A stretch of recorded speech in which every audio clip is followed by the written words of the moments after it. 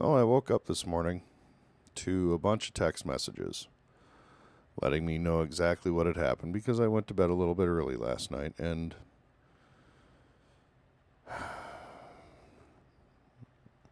not a huge fan. I don't support it. I didn't support it. I knew it was going to come. I knew it was going to happen. That's why 6 days ago I did a video about it. Maskirovka.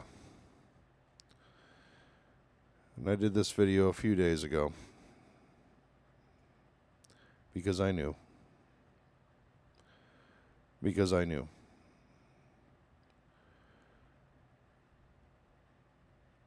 This is very, very upsetting. To know that the president was either a willing participant in what turns out to be pretty much a full-scale war between Israel and Iran, because it's clear to me now that he is either a full participant or an incredible dupe. So, I intend to prove it. In the statement last night by the president, he told you, in my opinion, this is strictly my opinion, when he decided that war with Iran, in one form or another, was necessary. I want to show that to you now. Iran, the bully of the Middle East, must now make peace. If they do not, future attacks will be far greater and a lot easier. For 40 years, Iran has been saying death to America, death to Israel. They have been killing our people, blowing off their arms, blowing off their legs with roadside bombs.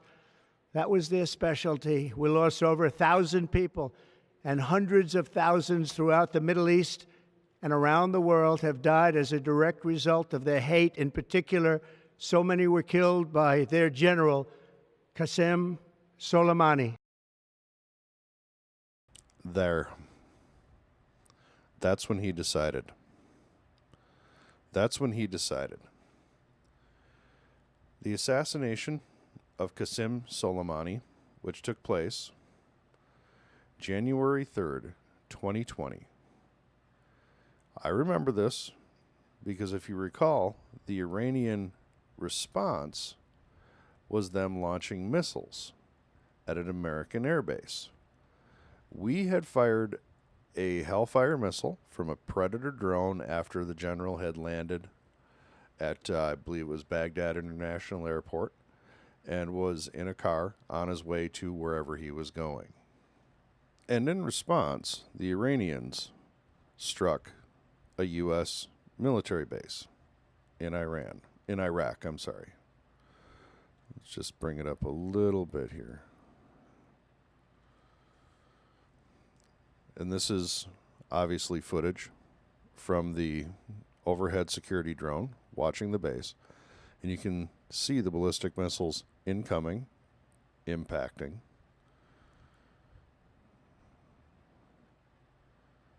It's quite an amazing video, actually. But the point of this is, what did the president do in response to that? He did nothing.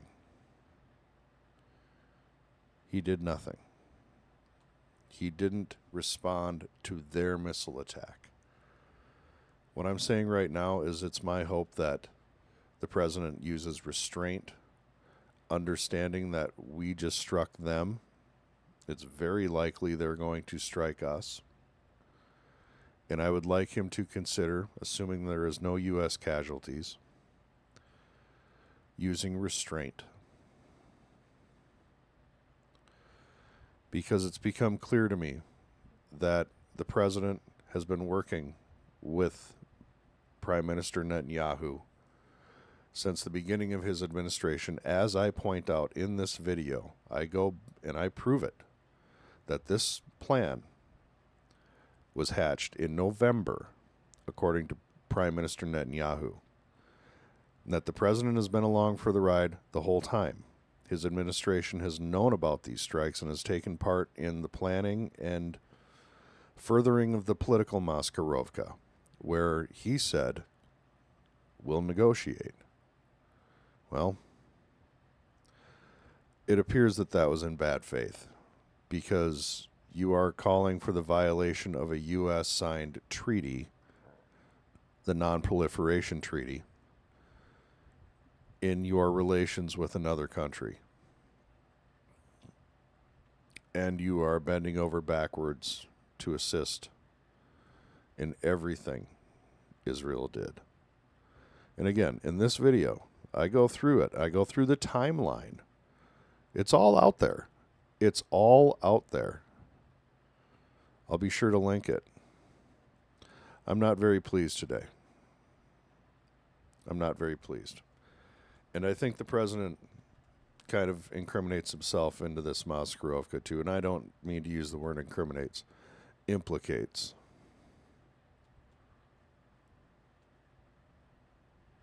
Oh. I want to thank and congratulate Prime Minister Bibi Netanyahu. We worked as a team like perhaps no team has ever worked before. Worked as a team. They worked as a team. And as I go through in the video that I keep pointing out, Maskirovka, I keep pointing out evidence of that teamwork. The reason I'm so frustrated by this is because when you run as a peacemaker, and you tell everyone from the pulpit that you will not get us in a war, that you kept us out of wars, that former administrations are so lousy for getting us into wars, and you spend 6 months planning a war with Israel side by side that eventually leads to us kinetically in that war, frustrates the hell out of me. I'm not willing to throw the baby out with the bathwater quite yet. However, duplicitous Donald, you clearly were lying. And I understand you're Donald Trump, and half of what comes out of your mouth is bullshit.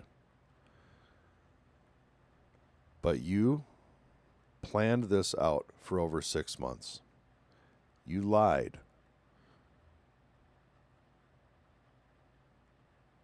Now, most politicians lie. It's to be expected. That said, trust but verify. There is no blind trust. This is very frustrating. Very frustrating. Again, and for me it's more frustrating because I saw it coming. And I was able to predict it. And I was able to prove with a timeline, with news, that you were duplicitous, Donald. Duplicitous Donald. Treacherous Trump. We can both play these games of calling names. It's easy to do. The adults need to be in the room. But unfortunately, he doesn't listen to the adults. And that's one more thing I want to bring up in this video, real quick. I think it's in Tulsi Gabbard's best interest to consider resigning. She was basically humiliated by the president.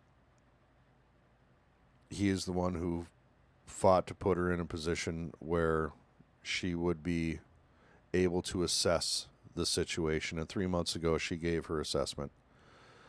And the president said, quote, "I don't care what Tulsi said."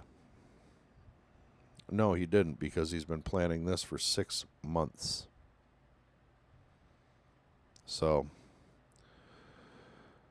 it's nice to be used as the face of something, but once you understand that you're being used, maybe it's time to leave. And I don't say this for any other reason than for her to save her reputation.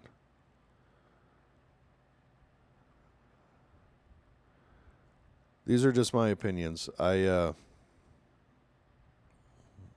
a little disappointed this morning. I do like this picture, though. I do like this picture. Kind of says a lot.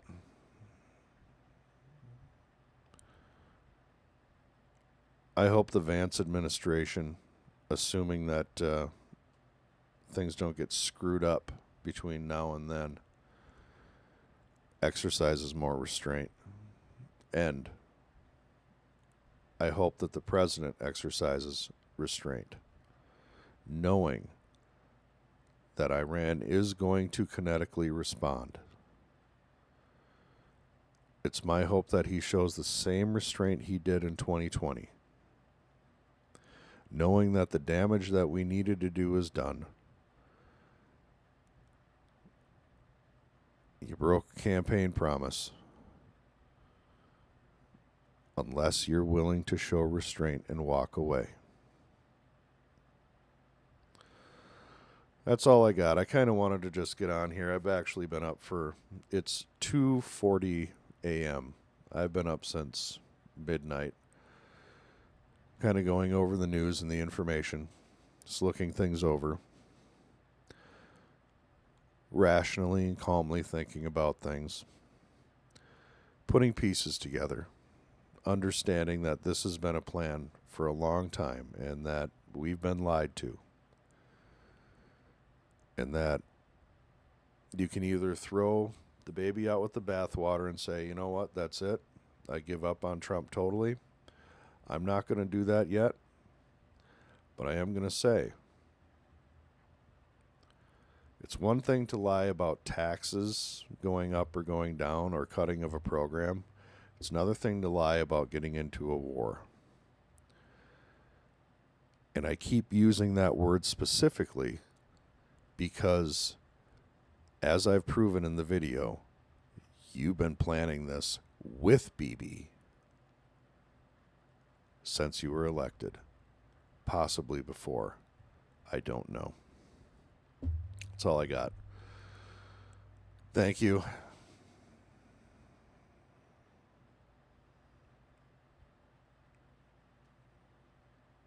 God bless.